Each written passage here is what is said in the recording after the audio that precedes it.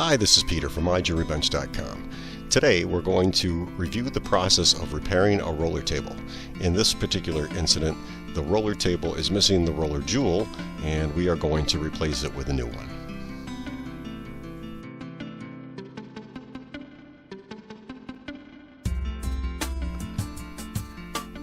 In my attempt to teach you how to do this, I'm using a pocket watch. This particular pocket watch is an 18 size PS Bartlett made by Waltham. And the reason I'm using a pocket watch is that it's larger and easier to see. In this case, you can see me spinning the balance, and if you noticed, the second hand wasn't moving at all. Everything on the watch works except for the balance, which doesn't click, so there's no jewel to run the escapement.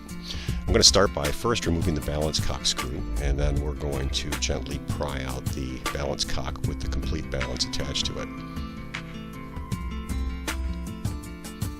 So here you can see I'm holding it gently with the tweezers, and I'm putting it on this is a padded benchtop pad, and that way I'm not going to cause any damage.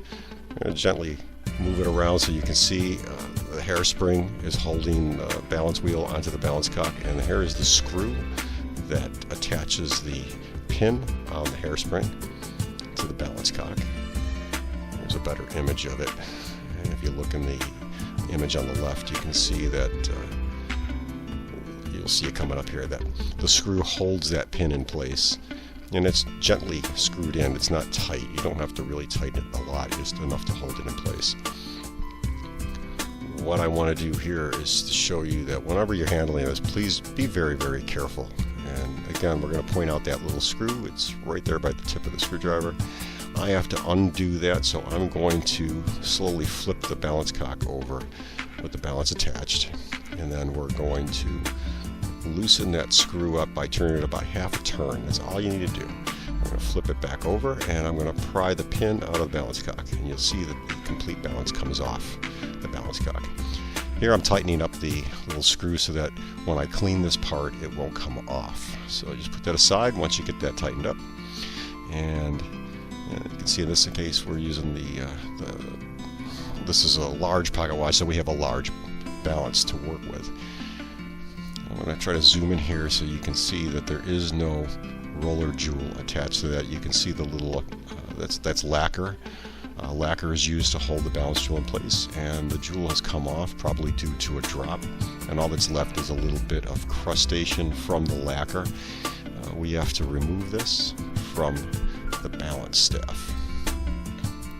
The next process here is to gently pry the hairspring collet off of the balance staff. So you're going to use a wedge tool and just very gently pry it under the collet. You'll see that the complete hairspring comes off with the pin and the collet attached. I'm going to store this in a safe place because the last thing we want to do is damage a hairspring. I will go over hairspring repairs at some future time, but right now I think this one's fine. We're just going to put it aside. Now we're left with the balance wheel and the roller table attached to the underside of the balance. So what I need to do now is to get this roller table off of the balance staff. And to do that, we're going to use our staking set. The staking set is a tool that every watchmaker needs to have. It's a good investment, and you should always find one, either a used one that's in good shape. If you want to invest in a new one, they're between $300 and $1,000. This tool here is a roller table remover, and I'm going to grab the center piece there, and that goes into it goes onto the bottom plate of our staking set. I'm going to zoom in here so you can see how that attaches to the staking set. Bear with me here because I'm trying to use both my camera and the microscope cam, so it's a little tough to get them all lined up. So you can see how that goes in there, and what we're going to do is put the balance with the table on top of those little forks on that roller table remover. And then we're going to grab a remover stake. If you look very carefully, you can see how I'm setting the roller table on the very top, or the forks of the roller remover. And just be very gentle with it. You don't want to bend it or break it or twist it. Now I'm going to grab the stake. Now this stake has a tiny little hole in the tip of it, and that little hole goes onto the balance staff pinion. So we're going to gently put that on so that it touches the balance staff, but it won't do any damage to the pinion on the balance staff. The next thing to do is either grab a rawhide mallet or a little brass hammer and just tap on top of the pin, and that'll pop off the roller table, as you can see there. And the best thing to do is grab your tweezers, pull that roller table off the remover, and put it aside. Now at this point I'm going to take the balance and put that aside also, because we won't be using the balance for a little while until we get this roller table rebuilt. Here is the roller table. Obviously this is a single part, and in this part we have to first clean off all the lacquer that held the original jewel in place. Typically when a roller jewel comes off the roller table, the lacquer stays onto the roller table and it does leave kind of a mess. We want to gently scrape it off the surface, and then I'm going to use some laser wire to poke through that tiny little hole. You can see I'm using a wooden stick here just to try to get in there and remove as much as possible before using the wire. Just be careful, be gentle. This part is hard to damage, but you don't want to do anything to it. Just be cautious here. This is one of the processes of watch repair that you need to be conscious of your care and handling each of the parts. So you can see I'm taking some laser wire now. I'm going to poke it through the hole and try to remove any more of the loose debris out of that little hole. That tiny little hole, and I'll show you a diagram coming up shortly, that's where the roller jewel goes into.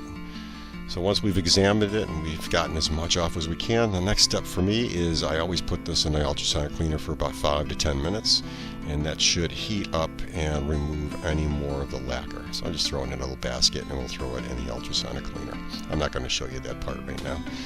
Just let it sit, then rinse it out with clean water and some isopropyl alcohol. That's good enough to keep it getting clean. So here we have, these are blue sapphire roller jewels, and I'll try to zoom in here so you can see what they look like. These are very, very small. Now they may look like a cylinder, but they're not. They're half cylinder, so their length, they're cut right down the center like a piece of firewood, and they fit in the roller table in a specific pattern. If you look closely, you can see I have quite a few of these, and they are very, very small jewels, so you want to be careful when handling these. They tend to fly out of tweezers pretty easy. Now those were large. I'm going to actually be using a smaller version of the roller jewels, and these are ruby jewels. Of course they're man-made rubies, and here we go. These are the medium and small size roller jewels. Now coming up, you're going to see a diagram of a roller table with the roller jewel, and here we go. It shows the exact positioning of the roller jewel and how it fits into the table. Once you get it flush on one side, the side that's flush is where you're going to apply a little bit of lacquer, heat that up with the roller heater, and once that lacquer melts, it holds the jewel in place. I debated whether or not to leave this part of the video in, but I wanted to show you that if we look at the roller table, which is about 5 millimeters, I want you to see how small these jewels are. And you're going to see me struggling to get a jewel and try to work with it. If you notice to the right of the tweezers, there's a little piece of brown substance. That's the lacquer that I'm going to melt onto the roller table, and that will hold the roller jewel in place.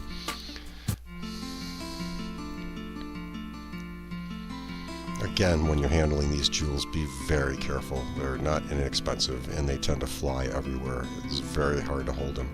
I'm actually not going to show you the process of putting it into the hole, since I did show you the diagram of how to do it, but at least you can see me, struggling with it. Here, now I've got the jewel into the table, and this tool is the roller heater, and this is where I'm going to put the roller table with the jewel in place. Put a little dab of crusted lacquer on top of that, and then heat it up. So once you've got that jewel set, then you're going to gently pick up the roller table. The jewel will be pointing away from the roller heater, and hopefully you can see that in the picture.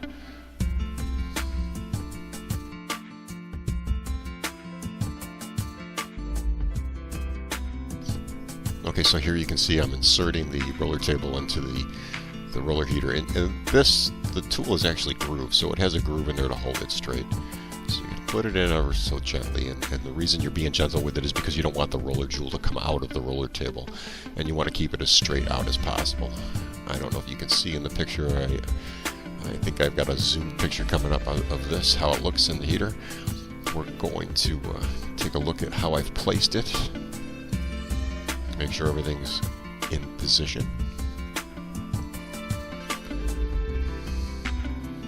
Here's an image of the roller table in the heater with the jewel in place, and if you look closely you can see the jewel is protruding from the table, and on the flat side we're going to put a little piece of lacquer, and that way when we heat up the roller heater it'll heat up the roller table and melt the lacquer, and that lacquer melts at a pretty low temperature, so it's a good safe thing to use, and it holds up real well.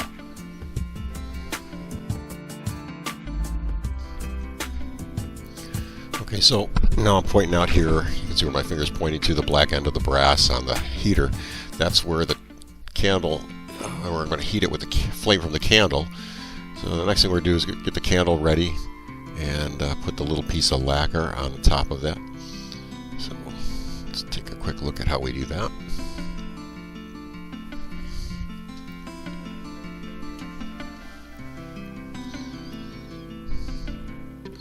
So here's my candle, and it's lit and ready to go.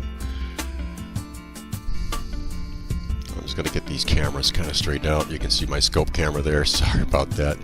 A little editing, I could probably remove it. So just want to zoom in, so I want you to see how this works.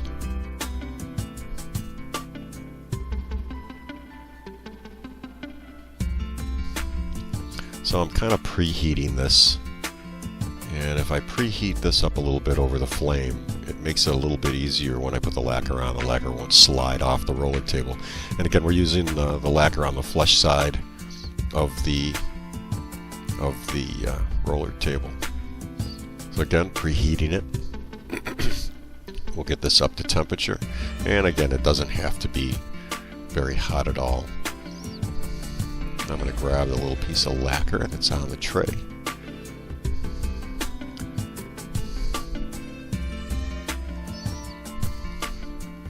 And I'm pretty much showing you the entire process. This takes me about 20 to 30 minutes to do a roller jewel on a roller table, and this video is about 30 minutes long. So the whole process, and you can pause or fast forward, rewind as you like.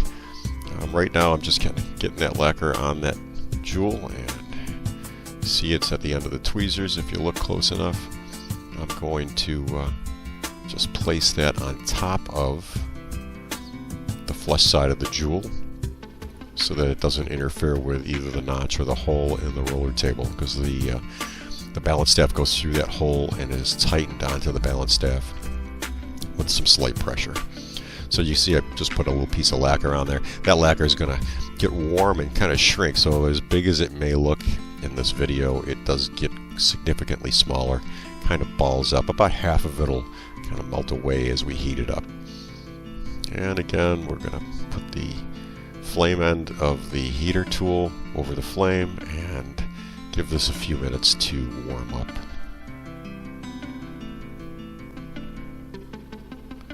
Let's get a view from the scope cam so that you can see exactly how this is happening here. You can see that the flaked lacquer is on there now, and I'm heating this up.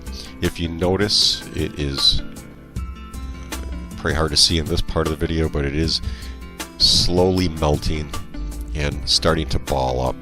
Kind of turns into a liquid, and it'll flow into the hole on the roller table where the jewel is, and then I can take a stick or a tweezer tip and kind of just put it back in place when it's warm. One nice thing about the lacquer is you can kind of move it around and get it in place, clean it off before it dries or hardens again. So again, if you look closely, you'll see it's going to start melting. It's kind of a tough angle to get. I'm holding that one end over the flame, That lacquer is going to start getting a little bit smaller and ball up just ever so slightly as it melts into and onto the roller jewel. And here is a good shot of how it looks like when it's starting to ball up and melt. Now right now I'm just taking the tips of my tweezers and I'm kind of moving the lacquer around because it's nice and pliable, and just kind of get it over the jewel, and then we're going to melt it some more, and that way I've got it in position where it's going to hold that jewel for maybe 100 years.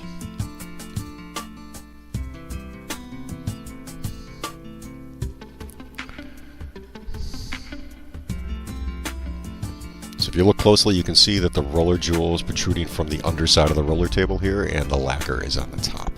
And that's how you want to keep it.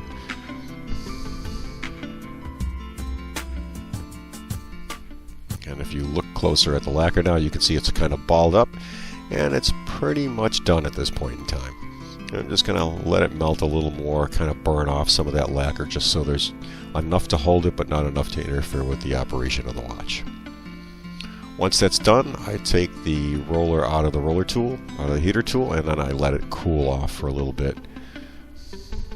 Again, looking very closely, you can see that lacquer is kind of balled up. It's not in the way.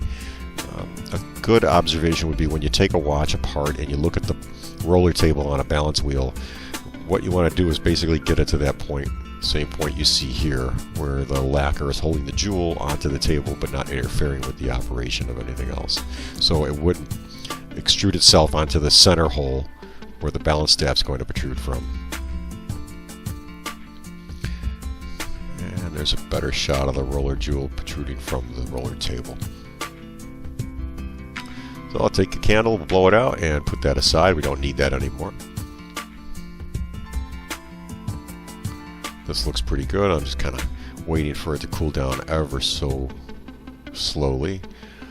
And now we're going to put the roller table back onto the balance staff. So here we're going to grab our staking set, and there's a post hole which holds the balance staff in place if you look very closely, and I've got the underside of the balance in the upward position, and we're going to place the roller table with the jewel pointing up, which in all practicality, which means when it's in the watch it's pointing down, but we're working upside down at this point. So I'm taking the roller table and gently applying it or putting it onto the balance staff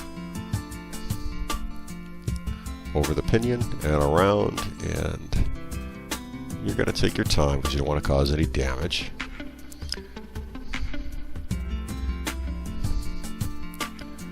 Now you're going to line it up. I tend to line it up with the straight line of the balance wheel. So I pick one of those two lines that are holding the balance wheel rim, and I just put the jewel in a 0-degree angle from the staff out along that line, that center line, out to the perimeter of the balance wheel. Now we're going to grab another tool. This is a stake that has a hole in the center and a notch for the jewel. It's a roller table punch tool. So we're going to, if you see closely, it's got a little groove in there. We're going to put that onto the roller table, poke that through all the way down, and we're going to line up the notch that's on the side of the stake with the roller jewel. And you want to be careful here because you don't want to break the jewel or punch the jewel out off the roller table, because then you'll have to do this whole process over again. I've only done that maybe once or twice, but you learn quick. So now once that's in place, I'm going to take my brass hammer and I'm going to gently tap on the top of the stake. And if you watch carefully, you'll see that the roller table, with every hit of the hammer, will ever so slightly move down along the balance staff until it hits its base and becomes stable.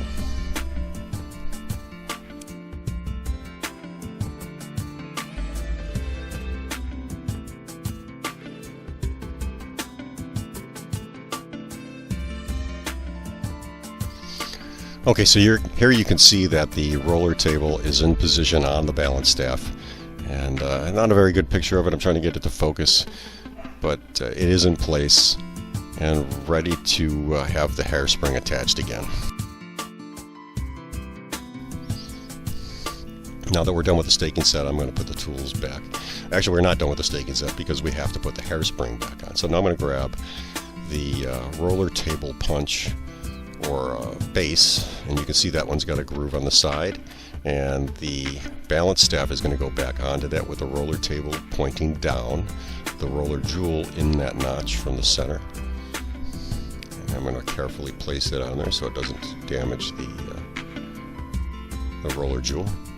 And now we're going to take the hairspring and get that lined up. And how we line it up is basically very, very difficult for me to show you in this video because I didn't do a very good job filming it. But what we do is we take the balance cock and put it back in, and then we're going to line up the jewels from the escapement pinion to the balance jewel, and we have to measure the angle at which the pin on the hairspring is offset from the top upper diameter of the balance wheel itself. So I put the balance cock in, and you can see I have a straight line between these two jewels you can see here. So what we want to do now is measure where the pin is, and the pin seems to be at approximately 7 o'clock, 6:30 from the angle of those two jewels. So if the balance cock, from the center of the balance cock to the center jewel of the escapement, we're going to look at the hole where the pin comes from the hairspring, and that's our angle position to align with the roller jewel. It's a little complicated, but I'll try to diagram that out later, and so you can see it in the text part of this. So check out the information that's along with this video on our website so that you can see how we actually get that angle calculated.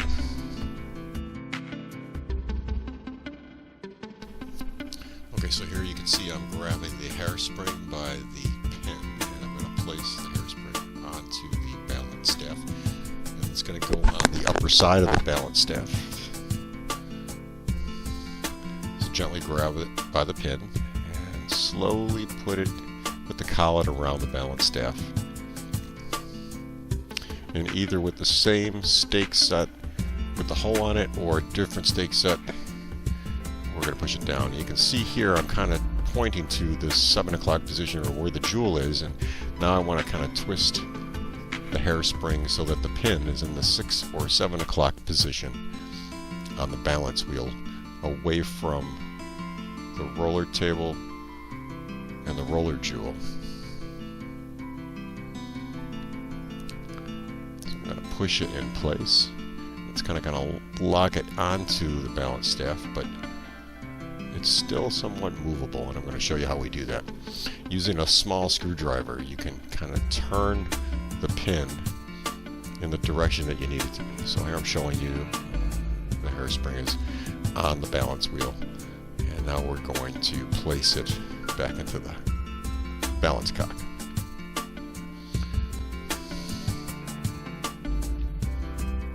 Trying to focus here.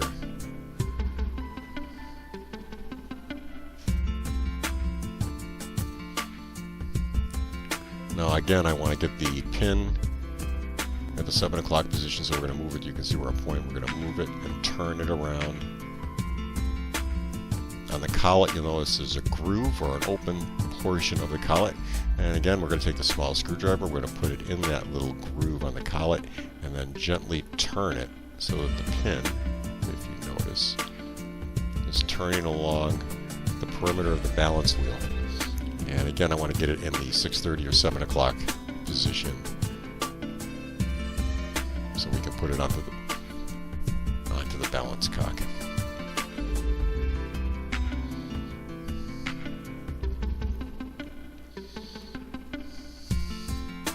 At this point, we're pretty much done with our staking set, and you can see I've still got mine out, but I'm going to put it away in a minute. And again, I'm going to make a small little adjustment just to get that hairspring pin in the right position. And again, you're looking at it as if the roller jewel is in the 12 o'clock position.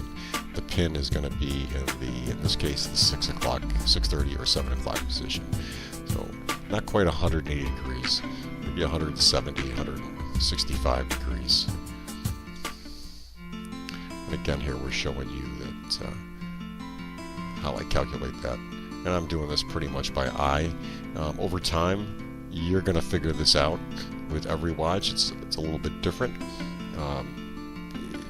You're just going to learn how to do it. And it's one of those things that as you do this on a daily basis or a weekly basis, or if you do a couple watches a month, you're going to figure this out. And it's not that complicated. It's just getting over the fear of working with these delicate little parts.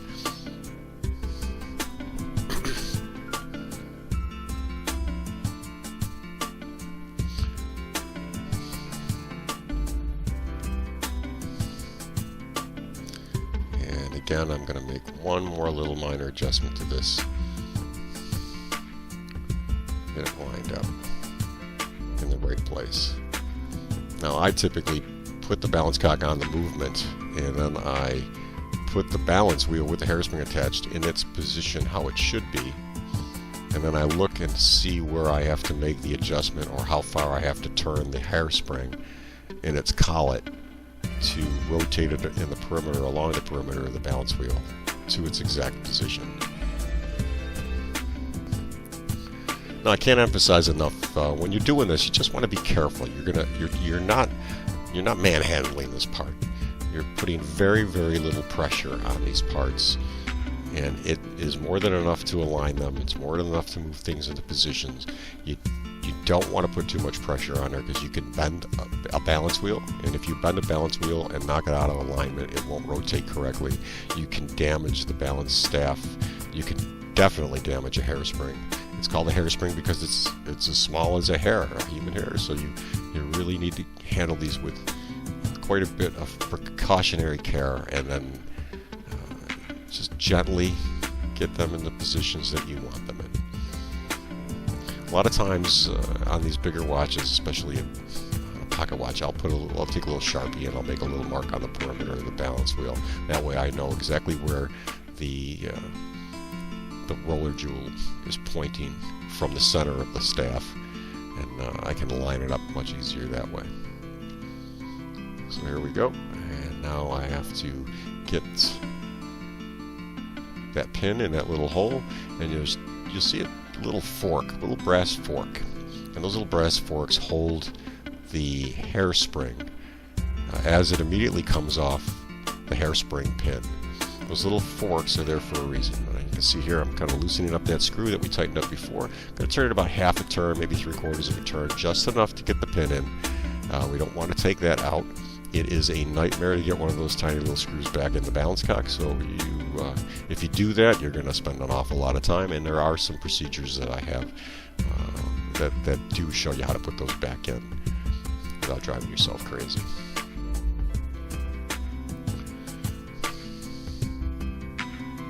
Again, I'm just double checking the measurement.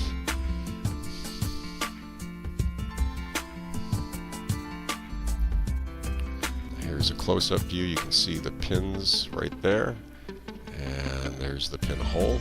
Those little fork pins are going to hold the hairspring, and you'll notice if you take a watch out and you take a watch apart, you take a look at how the hairspring is attached. You're going to put it back together basically the opposite as you took it apart. It is that simple. These are very simple mechanical items. They're not that complicated. The complication is in the mathematics for the gear cutting, and we do not cover that in these courses because that's more of an advanced watchmaker's topic. 99% of watchmakers are not making watches by hand. They're doing mostly repairs and service work. I do a lot of repairs and restorations, so this is part of a restoration project. Then I'm taking a close-up look at those two little pins right there at the end of the screwdriver, and that's where the hairspring is going to feed in as it comes off the pin on the hairspring. The pin is going to go in the hole on the balance cock, and those little forks, the speed adjustment on the top of the balance cock, it'll often say S or F for slow or fast, and those little pins move. The shorter the hairspring, the faster it will oscillate, and we'll cover that in another topic. That'll probably be one of the next topics coming up, how to regulate a pocket watch and a wristwatch. Very simple. There's about 10 different ways of doing it, but pretty much the same theory. So here we're going to gently grab the balance wheel, and we're going to try to place the pin in the hole, and at the same time we're going to line up the hairspring in those forks.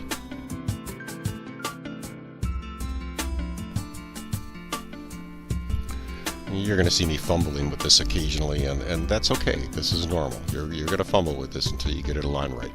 The trick is you really want to spend a little time, do this correctly without doing any damage to the hairspring or the balance staff, and you're going to kind of just place these in position and kind of get a feel for how it happens. The first time you do this, it's going to take forever. Second time, it's going to get a little better, and you eventually get good at it. So I can't emphasize enough, and I can't say it enough. Don't get frustrated, and if you feel like you're getting frustrated, just get up, grab a glass of water, walk away, take a half hour, come back, and you'll look at it in a whole new perspective. I'm going to fight with that until I get it in place, and then once I get it in place, you can see it's in place now. I'm going to tighten up that little screw that holds the hairspring pin in place. Again, you're going to do this very gently. You don't want to push forward. You just want to turn that screw until it's tight enough.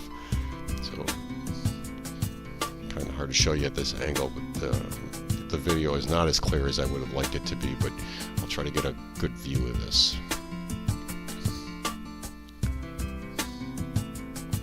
Now, normally I would never pick up a wristwatch balance cock with the balance attached to it like this, because the springs are way too delicate, much more durable on a pocket watch. But you should always be careful. So here's the first test. The pocket watch spring is wound. The watch is pretty clean and oiled and serviced. I didn't service this watch. It was serviced before. Apparently, like I said, this watch was dropped. The jewel was broken off. I did get the jewel out of there, so just the roller jewel being replaced on this. We're going to line these parts up and place the balance cock and balance wheel in position. The roller jewel is going to line up with the escapement, and we're going to just gently get these in their little pegs and holes, and then I'm going to give it a little test and see if the watch starts working. In this case it's not, so we're going to realign it. Occasionally you might get that escapement off, where it might flip back and forth to one side or the other, and it might not fall into place. So again, you don't get frustrated. It's going to happen. Once you get it in place and screw it down, it's going to be fun. Getting the balance lined up as best I can, make sure it's straight, and there we go. It's oscillating. I didn't give this a good big wind, so probably doesn't have enough power to run it. We're going to screw this down and give it a little bit more of a line on the mainspring, and that should allow this watch to run a heck of a lot better. Then we're going to tighten this down. You're going to finger tight it, not a lot of pressure, and you want enough play in there. It's oscillating back and forth, which is what we want. Balance wheel should oscillate between 160 and about 200 degrees depending on the watch. Take a quick gander with the microscope can so you can see how the watch is running on the inside. There we go.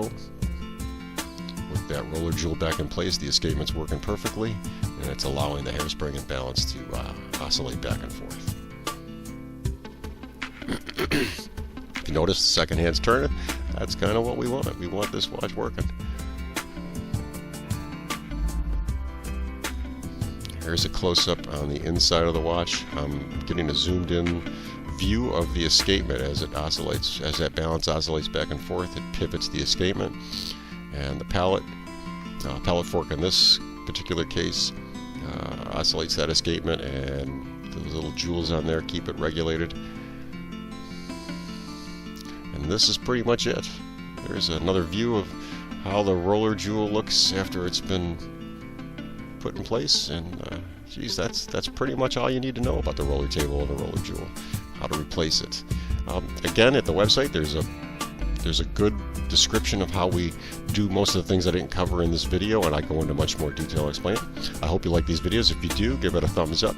And if you feel that you can support us, help support us on Patreon, because every little bit that you do to help support this channel allows me to be able to spend the time to make more videos and do more training videos for you so that you can learn a skill that will last a lifetime.